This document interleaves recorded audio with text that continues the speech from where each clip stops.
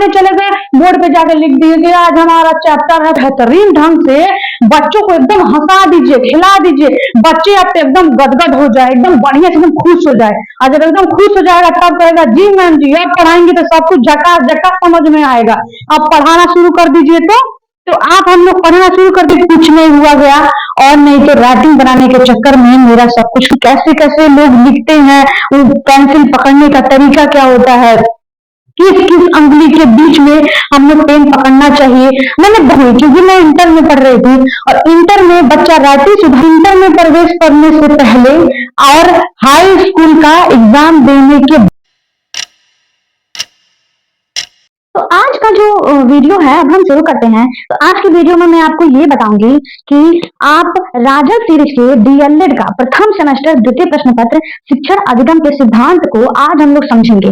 मतलब ये कि यहाँ के आज के प्रीवियस ईयर पेपर को हम सॉल्व करेंगे और मैं आपको बताऊंगी, समझाने का प्रयास करूंगी और जैसे आपको क्वेश्चन बताऊंगी फिर उसी के बारे में मैं आपको आंसर बताऊंगी। उसी से रिलेटेड आपको छोटा सा बस एक काम करना है कि मेरे वीडियो को आपको सुनना है और सुनने के साथ साथ आपको एक कलम लेना है और एक कॉपी लेना है।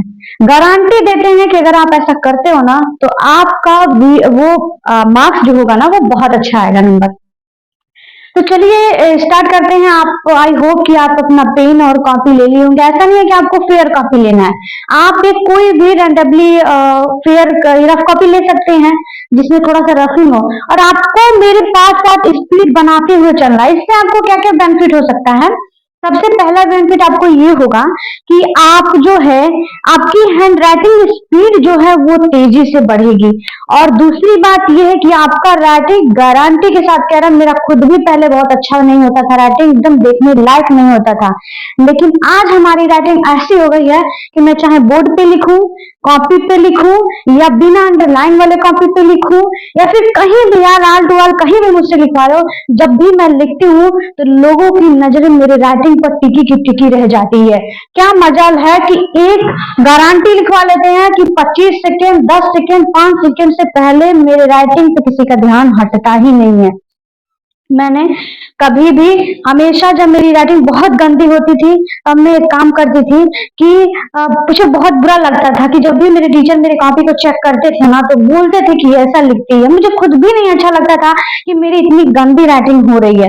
लेकिन धीरे धीरे जब मैंने तेज तर्राक बच्चों के साथ बैठना शुरू किया, उनके साथ रहने लगी और उनके साथ वो कैसे लिखते हैं कि उनकी राइटिंग इतनी बेहतरीन होती है, टीचरों को पसंद आती है, हम लोग खुद देखते थे तो देखते रह जाते थे।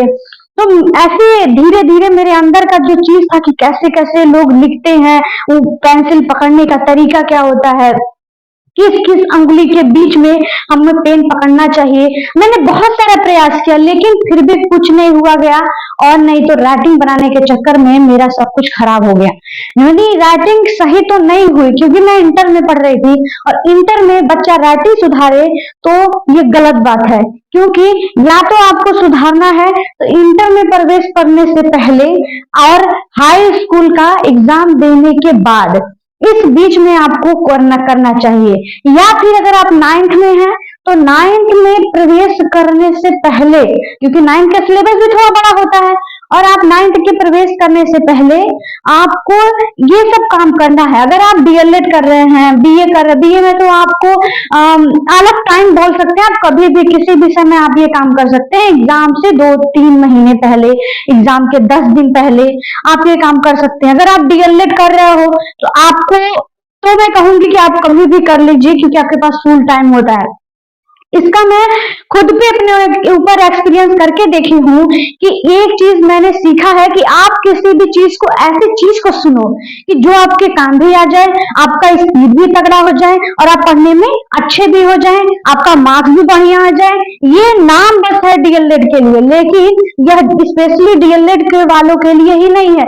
डीएलएड में छोटे छोटे कक्षा 1, 2, 3, 4, 5 के बच्चों को ये सब चीजें पढ़ाई जाती हैं। जो हम लोग डीएलएड करते हैं, पढ़ते हैं, वो सब छोटे लेवल का होता है, ठीक है। तो अगर आप छोटे क्लास में हो, बड़े क्लास में हो, बीएड कर रहे हो, 9th में हो, हाई स्कूल में हो, 6, 7, 8 में हो, 4, 5 में हो, 1, 2 में हो, तब भी ये सारे लोगों के लिए वीडियो है क्योंकि जो लेवल है वह 0 से स्टार्ट होता है। तो ऐसा है, तो आप अभी शुरू करिए, इससे आपका बहुत बेनिफिट होने वाला है। आप गारंटी ले लीजिए कि आप ऐसा बस 5 दिन से 10 दिन तक करके देखिए, आप खुद मुझसे कहोगे कि मैम आपने जो तरीका बताया है वो 100 में 100% सही है। मैंने जिस दिन पहले दिन लिखा था राइटिंग, उस दिन के मुताबिक मैंने जब 10वां दिन अपना राइटिंग लिखा है, तो पहले दिन के मुताबिक आज का जो राइटिंग है वह बेहतरीन हुआ है, बढ़िया हुआ है, एकदम गजब हुआ है।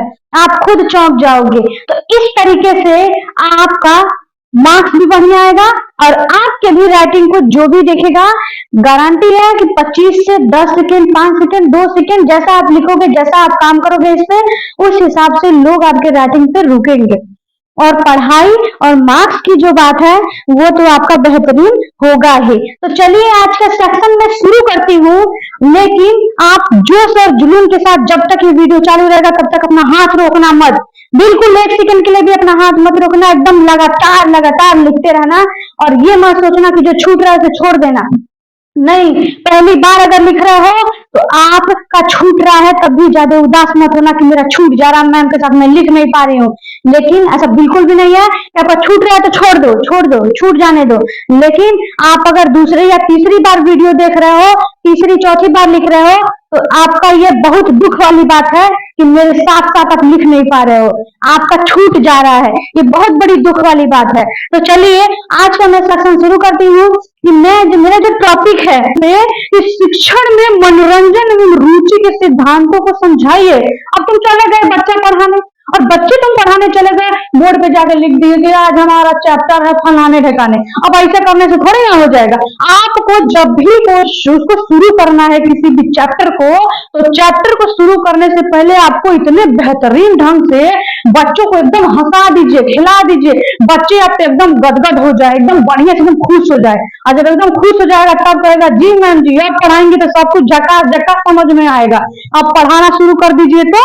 तो आखिर में मनोरंजन एवं रुचि के सिद्धांतों को समझाइए।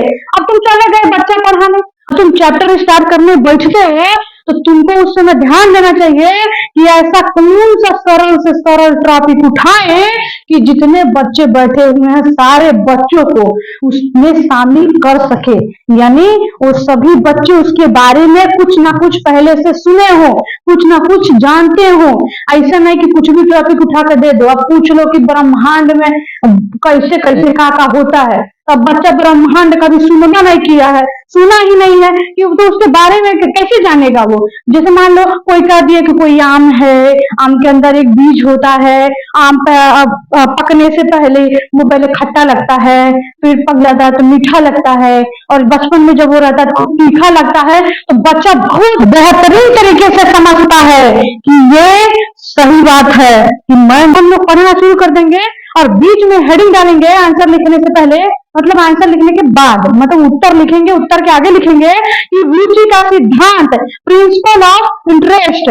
बिना रुचि का कहीं पढ़ाई होता है क्या? बिल्कुल नहीं होता है। चलो इसमें लिखते हैं, अपनी रुचि के कार्य को बालक अधिक मन लगाकर शिक्षण को उपयोग और प्रभावशाली बनाने के लिए पाठ्य विषय में बालक की रुचि उत्पन्न कराना अति आवश्यक होता है। जब जो बता रही है सही सही बता रही है, तो आप क्या कर सकते हो, इस एग्जाम्पल के माध्यम से अपने बच्चे को कनेक्ट कर सकते हो, अपने टॉपिक को कनेक्ट कर सकते हो और बच्चे को एकदम बढ़िया तरीके से खुश कर सकते हो। तो इसके अंतर्गत क्या लिखेंगे कि स्वक्रिया का सिद्धांत, प्रेरणा का सिद्धांत, अनुभव का सिद्धांत आदि का अनुसरण करके छात्रों में विषय व पाठ्य वस्तु के प्रति रुचि उत्पन्न की जा सकती है। छात्र द्वारा रुचि न लिए जाने की स्थिति में सफल शिक्षण संभव नहीं है। बिना रुचि का तुम कभी किसी को बढ़िया शिक्षा दे ही नहीं सकते हो। आपका धन्यवाद। मिलते हैं नेक्स्ट वीडियो।